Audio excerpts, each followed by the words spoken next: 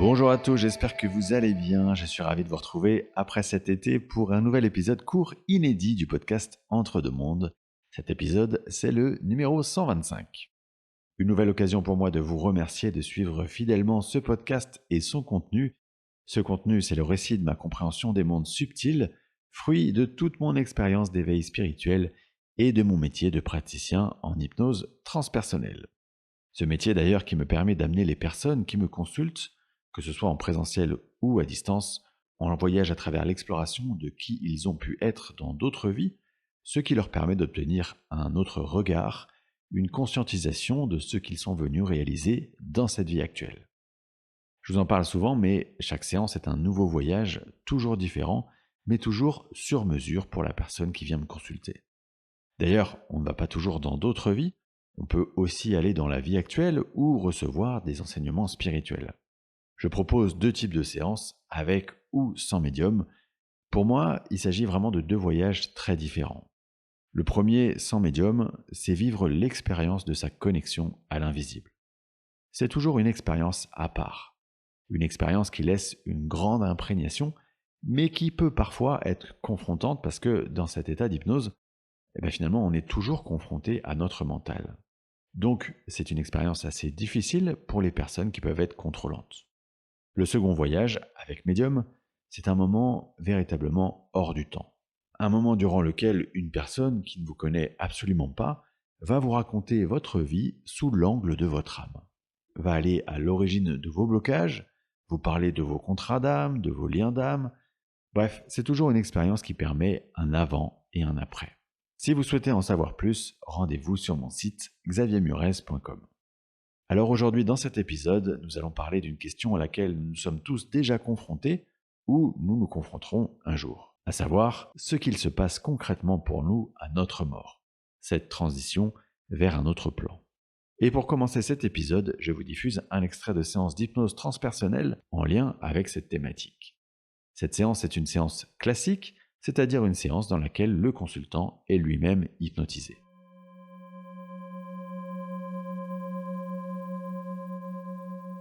Est-ce que tu as la conscience d'être sorti de ton corps? Oui, Ok. c'est des frissons. Je me sens très, très fort, très, très puissant.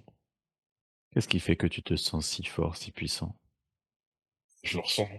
Je vibre, je sais que je suis fort. Qu'est-ce que ça fait de ressentir cette émotion? C'est comme si je venais de quitter un corps faible. J'ai du mal à m'adapter à cette puissance.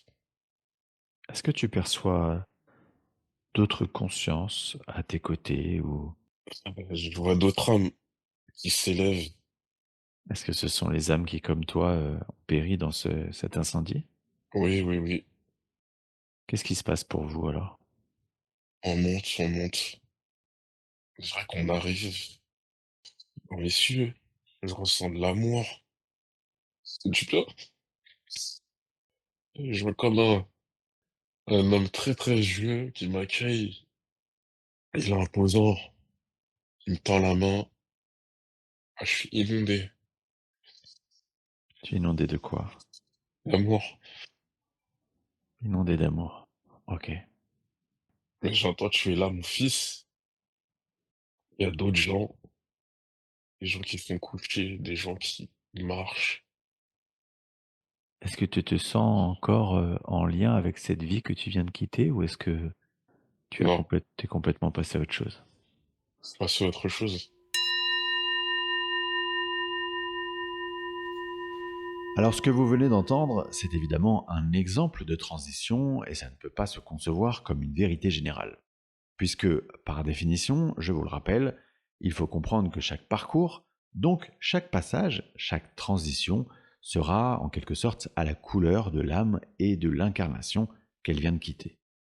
Cependant, une fois qu'on a dit ça, je remarque quand même, de par mon expérience, que ce que vous venez d'entendre est assez représentatif de la manière dont ça se passe en général. Pour aller dans le détail, voici les éléments qu'on retrouve très régulièrement. Premièrement, l'être ne souffre pas à travers son corps physique.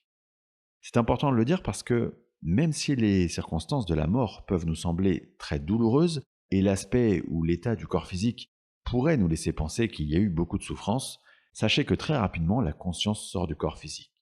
Il y a de nombreux témoignages d'expérienceurs d'EMI, donc d'expériences de mort imminente, qui nous expliquent qu'ils n'ont pas senti la douleur. Ils ont été comme projetés en dehors de leur corps, avant le choc, ou ont été comme anesthésiés. Et comme on peut l'entendre dans cet extrait, la conscience de cette personne qui vit cette transition retrouve immédiatement une sorte de force. Elle est souvent choquée parce que cette transition, elle est tellement soudaine qu'elle peut générer une sorte de confusion, mais qui va être une confusion très passagère. Deuxièmement, l'être se retrouve toujours très entouré. Et entouré, c'est vraiment un mot faible parce que cet accueil, il est si chaleureux, si teinté d'amour qu'il est absolument bouleversant. Entouré donc, dans ce cas, par un guide ayant un aspect très paternel ou entouré des proches défunts de cette conscience qui se désincarne. Vous avez compris à travers cet extrait tout le bien-être de la personne qui revit cet état. Troisièmement, l'être se retrouve allégé des émotions lourdes qu'il a pu porter durant son incarnation ou sa fin de vie, ou encore de la culpabilité par exemple qu'on pourrait imaginer qui est celle de laisser ses proches en deuil. Ici, dans cet extrait, on sent bien qu'il est déjà passé à autre chose. Un peu comme si cet autre état de conscience s'était directement installé en lui. Pas un état de conscience qui lui permet de savoir ou de comprendre exactement où il est, ou de comprendre le jeu qu'il vient de quitter, mais un état de conscience qui le désimprègne de l'émotionnel du contexte de l'incarnation. Ensuite viendra le temps pour cet être de s'adapter à ce nouveau contexte, puis quand il le sera, là il y aura le temps suffisant pour se retourner et commencer à faire une sorte de bilan de cette dernière incarnation. Selon les traumatismes que la conscience incarnée a subis dans sa vie, selon les difficultés qu'il a éprouvées et qu'il n'a pas forcément encore digérées, comme par exemple des regrets d'avoir pu agir de telle ou telle manière, eh bien cette conscience, elle va, on va dire, se morceler. Il y aura des parties de cette conscience, celles qui sont entre guillemets blessées, qui vont avoir besoin de plus de temps pour cheminer, tandis que d'autres parties de cette même conscience vont continuer à évoluer pour se rapprocher toujours plus près d'une plus grande conscience du jeu global. Pour faire simple, l'idée c'est de se dire que l'objectif de cette conscience qui vient de se désincarner, c'est d'arriver à cheminer, d'arriver à évoluer jusqu'à rejoindre le niveau de super-conscience de sa conscience supérieure. Si des parcelles de cette conscience restent bloquées, ou entre guillemets enfermées dans leur trauma ou de leurs difficultés, ça va générer des répercussions dans de prochaines incarnations, durant lesquelles le parcours de vie devra amener ces parcelles à évoluer. En clair, vous vous réincarnerez et vivrez des expériences qui aideront ces autres parties de vous, d'une autre vie, à évoluer, puisque tout est absolument interconnecté. Pour terminer cet épisode, j'ai souhaité recueillir le témoignage d'Anelsa, médium que j'ai déjà reçu dans ce podcast, et qui nous offre un témoignage précieux, un témoignage touchant, sur la transition dans l'après-vie d'un être cher, à savoir son père. Je vous rappelle que si vous souhaitez soutenir ce podcast, vous pouvez le faire via le lien Tipeee indiqué dans le détail de l'épisode. Quant à moi, je vous remercie infiniment pour votre fidélité et je vous dis à très vite pour le prochain numéro du podcast, prochain numéro qui parlera des conseils que la version future d'un consultant est venue lui donner en séance.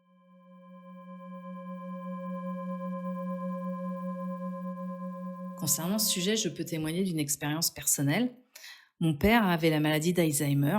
Il perdait la mémoire peu à peu, mais il perdait aussi ses capacités physiques. Il ne savait plus comment faire les choses essentielles du quotidien. La prise en charge à la maison devenait très très lourde et ma mère a dû se résoudre, la mort dans l'âme, à le faire admettre dans une maison de retraite. À partir de là, comme souvent d'ailleurs dans ce type de situation, son état de santé s'est dégradé très très vite. Jusqu'au jour où on a eu ce fameux coup de téléphone des soignants qui disaient « venez vite ». Il avait certainement fait un accident vasculaire cérébral et il n'était plus du tout conscient. Son visage était parfois marqué par de la souffrance, il avait des fois les sourcils froncés. Le médecin a décidé d'arrêter de l'alimenter et on nous a dit qu'il allait partir tout doucement. J'avais déjà le sentiment avec cette maladie que son âme n'était pas toujours présente dans son corps incarné, parce que parfois il était tellement désorienté et je me plaisais à m'imaginer qu'il commençait à explorer peut-être d'autres sphères. Avec ma famille, nous l'avons veillé pendant 9 jours. Je lui ai beaucoup parlé de ce qu'il attendait de l'autre côté. Et assez rapidement, j'ai vu la colonne de lumière blanche arriver au-dessus de sa tête. Je savais qu'il allait partir rapidement, mais est-ce qu'il était prêt? Est-ce que nous étions prêts? Ça, c'était autre chose. Et puis au bout de quelques jours, dans la colonne de lumière, j'ai vu ma grand-mère, donc sa mère, qui l'attendait. En fait, elle venait le chercher et je l'ai vue partir avec elle, main dans la main. Je savais qu'elle faisait bien plus que l'emmener, qu'elle venait en fait l'accompagner, le guider et qu'elle le ramenait aussi vers tous les autres membres de la famille qui étaient partis. Et au départ de lui, je n'ai vu que le dos, mais j'avais la conviction qu'il était libéré de ses souffrances. Après, j'ai eu un contact avec lui plusieurs semaines après, et je pense que comme il était désorienté à la fin de sa vie, il lui a fallu du temps aussi pour se récupérer, se reposer. Et par la suite, les images que j'ai vues de lui, il était vraiment libéré. Il avait retrouvé ses capacités psychiques, son esprit blagueur. Et c'était le père que j'ai toujours connu. Je peux témoigner de ces éléments aussi dans la plupart de mes consultations de contact aux défunts que je fais dans le cadre de mon activité de médium. Les disparus se retrouvent libérés du poids et des souffrances physiques ou même psychiques qui étaient liées à leur incarnation. Et ils se retrouvent, même si c'est paradoxal de le dire, mais ils se retrouvent dans une énergie de vie et de lumière. Et à ce moment-là, je les vois légers, parfois ils dansent, ils virevoltent, et surtout, ils sont très souriants. Et ils aiment qu'on se rappelle d'eux avant la maladie. Ils parlent tous de leur accueil de l'autre côté, et des proches qui sont venus les accueillir et qu'ils ont retrouvés. Et en séance, ils donnent des signes par lesquels ils se manifestent à nous pour que nous sachions qu'ils sont toujours là, mais d'une manière différente.